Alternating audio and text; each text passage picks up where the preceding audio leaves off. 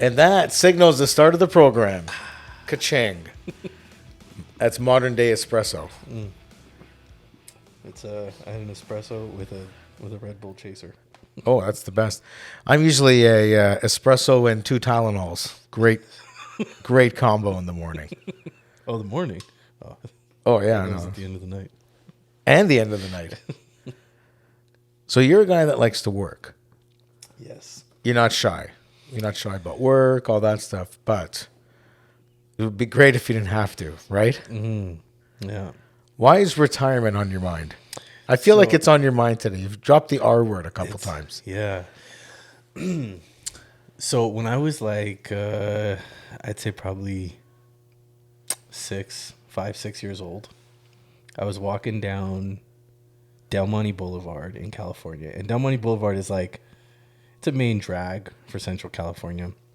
It's like eucalyptus trees and the beaches are right there. It's kind of like a famous spot. But I was in an after school program. We're walking with a bunch of kids and flies by this 81 911 Porsche. And it's like, you know, that deep, Nice. weird Porsche rumble. Yeah. It's totally unique. So it flies by. And I remember just sitting there going, thinking, I'm going to be retired by the time I'm 40. And I'm going to be rich, have a big house on a hill, 3-car garage with a Porsche out front. Probably married to Carmen Electra too, but that's changed, honey. You've done better, I Clint. You've have done actually, better. way better. So So 8, 9 years old, you're thinking of Yeah, your I'm retirement plan. And it sounds weird to a lot of people. Like, well, why would you think 40 is? When I was young, my dad was constantly like, we'd go to a restaurant. He's like, okay, figure out the tip.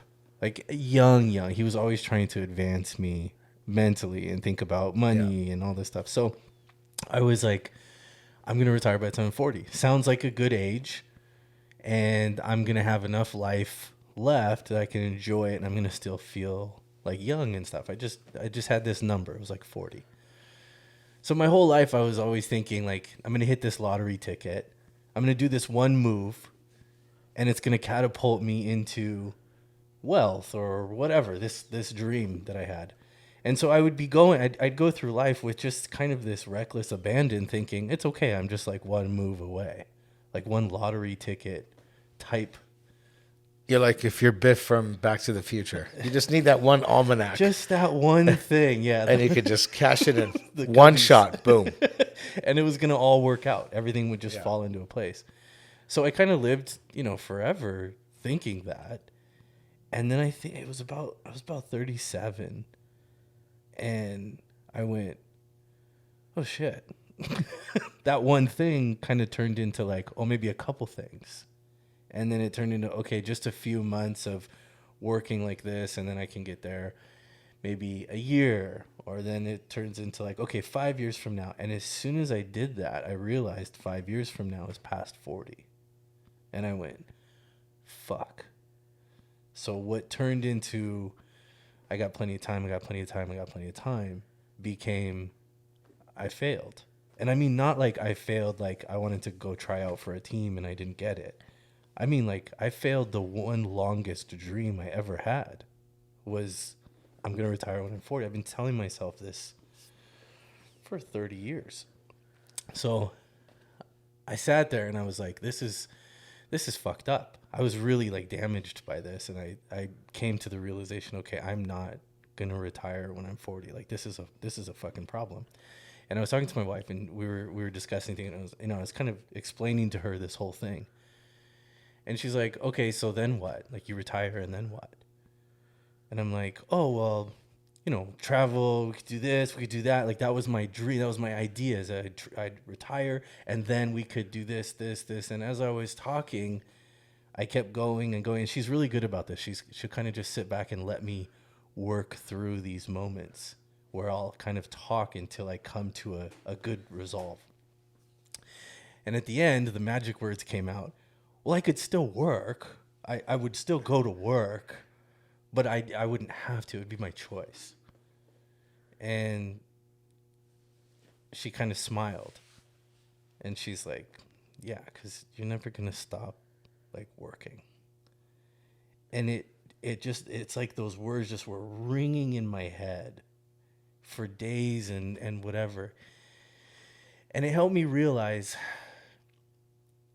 the work is never over. The work's never done.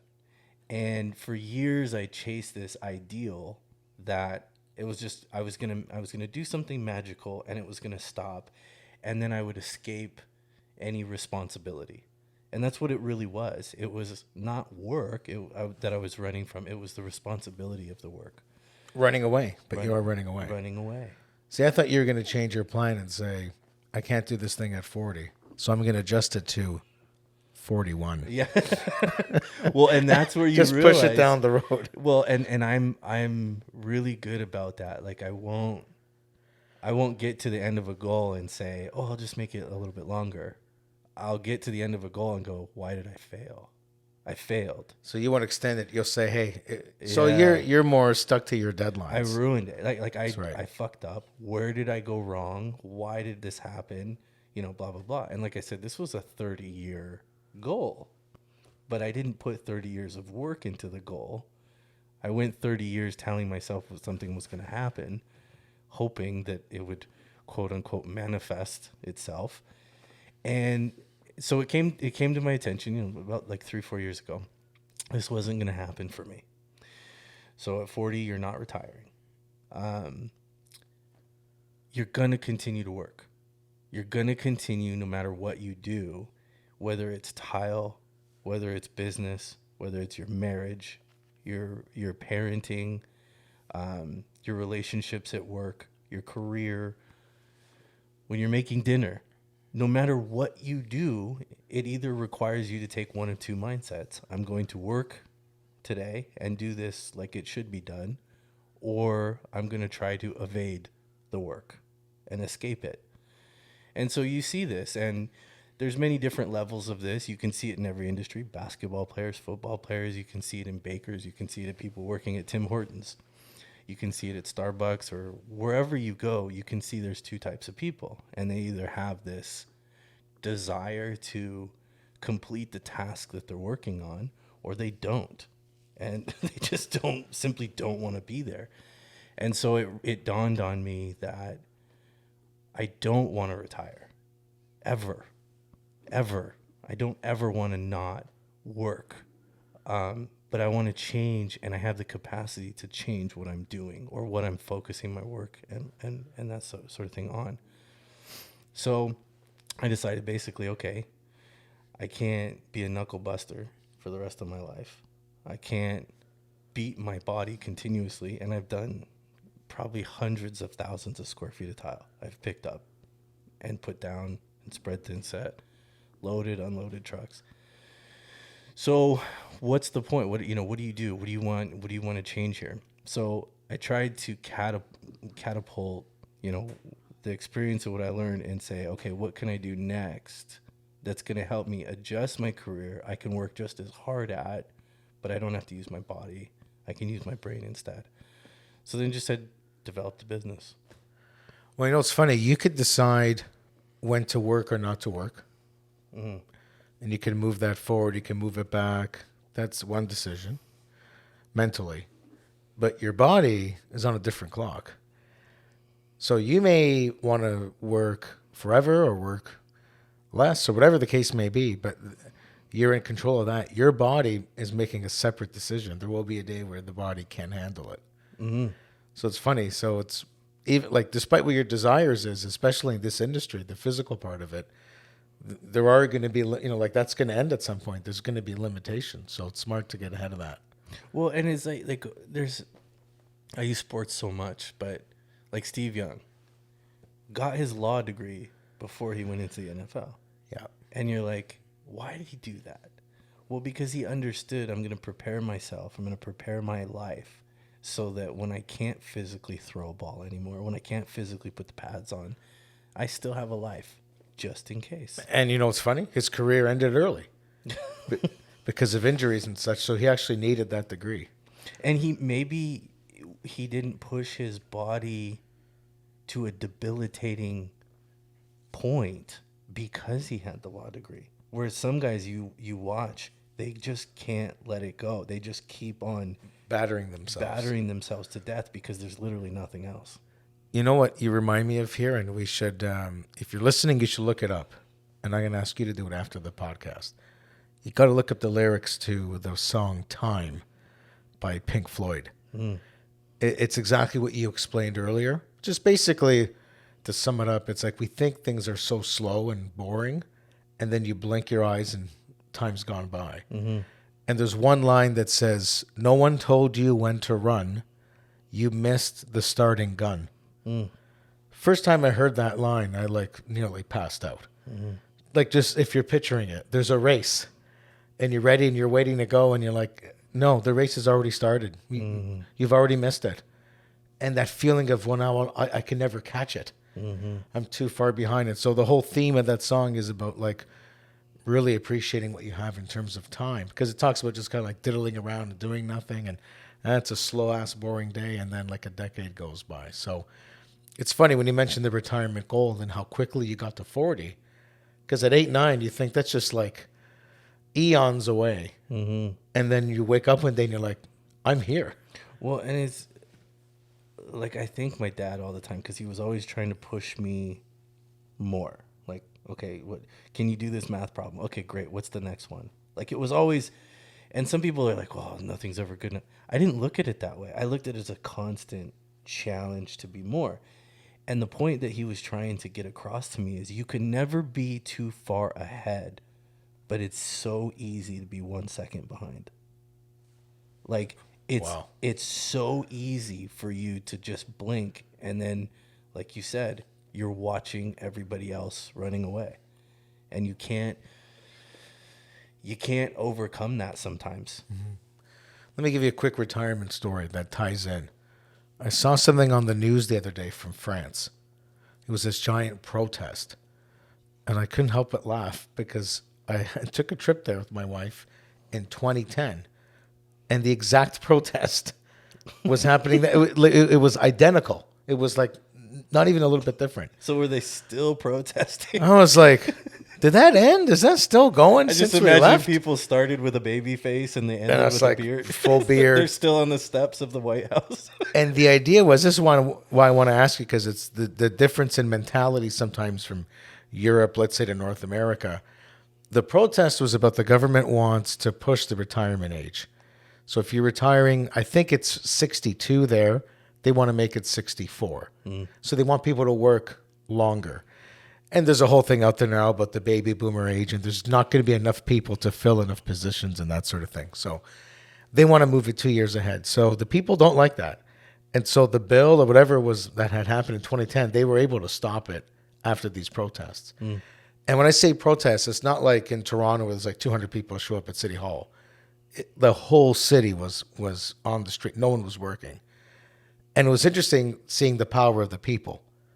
And it's a very, and so when you look at how even like those European cities are constructed, they're constructed with all these city centers and all these gathering places for this purpose.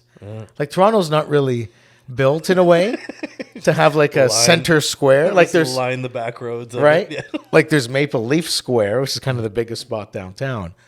But think about it. All these European cities have these town squares where you would gather and that sort of thing. So it's just ingrained in their culture that way. And I thought, if they did that here in Canada, would there be a protest? How many people would go? What would happen?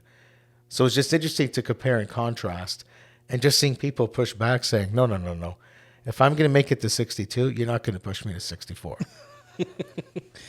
Yeah. How would that go over here?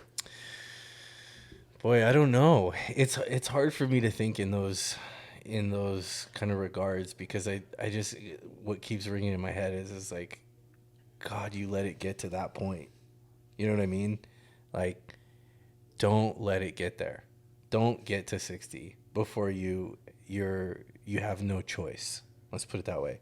If you're at the point where you're 60 years old and you don't have a choice to go into work or not, then you're behind. And that's the unfortunate part about it, because so many people aren't introduced to that ideal when they're younger, or they are and they don't look at it, they don't think about it. But yeah, I couldn't. Boy, that's a tough place to be. Right.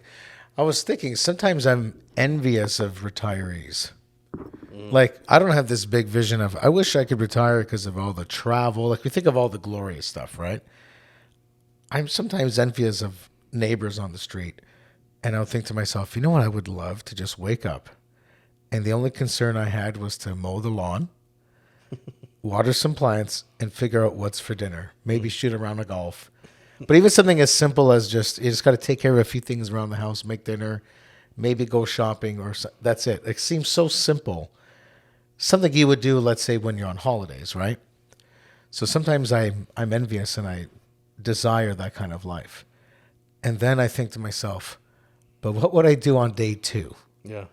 and 3? And then I'm envious because I'm running around working. It's never enough money, whatever. And you look at them, you're like, wow, I wish I could be in their shoes. But they're looking at it the opposite because they just lack a purpose. And they'll tell you stuff too. They'll say, listen, I just need to do something. I need a hobby. And you really see that downward spiral. So, not working doesn't equal happiness. No, and I think like when you look at somebody like Michael Jordan, for instance, he realized at the age of 16, and I believe wholeheartedly that it was at the point when he got cut from his high school team. I think he realized at that moment, I'm going to either work every single day for the rest of my life or I need to do something else. And he decided to work. And even when he took on, when he realized basketball was he was on the tail end of things, his back was having issues and all that. He was really into golf. And he was really into gambling. And he was always on the course. He was always trying to figure out a way to make the game competitive with other people. I don't think he likes golf. I don't think he likes waking up at 5 a.m. and he likes competition. He doesn't like beating a little hard ball with a metal stick and trying to land it into a tiny hole a long ways away. I don't think he actually likes the game. I think he just needs to work at something that he knows he's not the best at. Did you ever hear the story of his golf course? No. That's a great story. So Jordan designed his own golf course. It's known as like one of the hardest courses you could play. It's designed because he would play against pros. He's got friends on the tour and that sort of thing.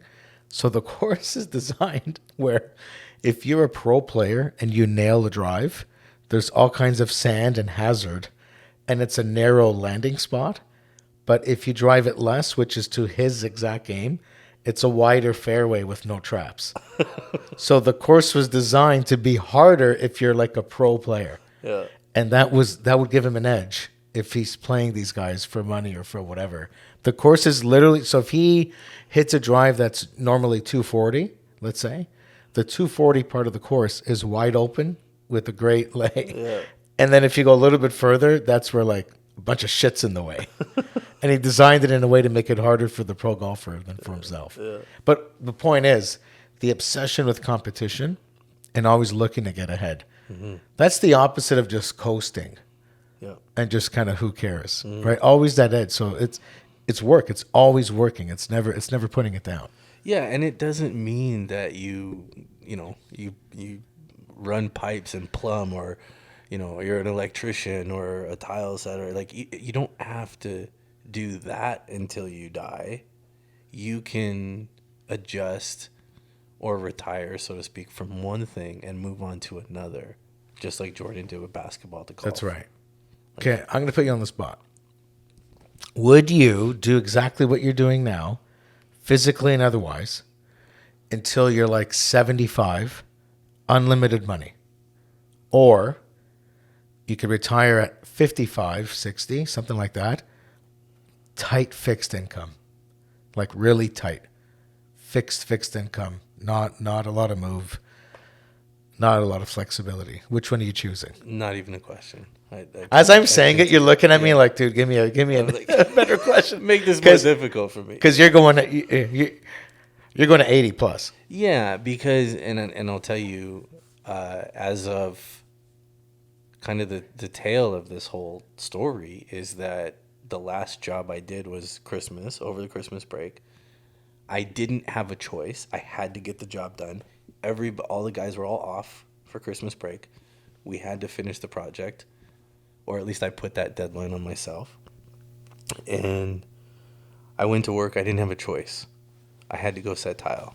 Yeah. During Christmas break. And at the end of the job, I got up, put all my tools away, and I said, I'm never going to be forced to set tile again. And that's it. It's done. So it's a good back, I can always do it. I can always jump in, but it's going to be my choice. It's going to be my decision that, okay, I'm going to pick this job to do. I'm going to go out and I'm going to get this job done myself on this one. But I do not have to. And it's not because there's other people doing work or I'm being lazy or anything like that. It's the fact that I needed to settle the physical installation part of things, and I needed to move on as a business so that I could take care of everyone and not just myself. It's crazy when you put in that position, the motivation that comes. Have you ever heard, we'll just close on this. Have you ever heard of the story or the theory of the 2 types of motivation? That there's only 2 types in the world? You ever heard of this? Mm-mm. So apparently, there's only 2 things that can motivate you. And you don't pick one or the other for your whole life. Like, it depends on the situation. So one could be about work, one could be about marriage, one could be about weight loss, whatever the case. But I learned this in school. I'll never forget it. It was the 2 types of motivation are either fear of failure or desire to succeed. There's actually no other motivation other than those 2 things. And think about that when it comes to trying to quit smoking, building a business, not wanting to do something. It's amazing that you're either pushed by the fear of the failure of that area or the desire to succeed and get your way out of it. So of those 2, is there one that you relate to more when it comes to business, let's say? Desire to succeed. I think because I get that from you. Yeah, I think it's every bone in my body whether it's playing a flag football game at Thanksgiving or, coming into work at 5 a.m. It's the desire to be successful in whatever you're doing. I fucking love it. As you should. There's that soundbite you see on social media and everything right now. It's like, why do you do this every day? Because I fucking love it. I fucking love it.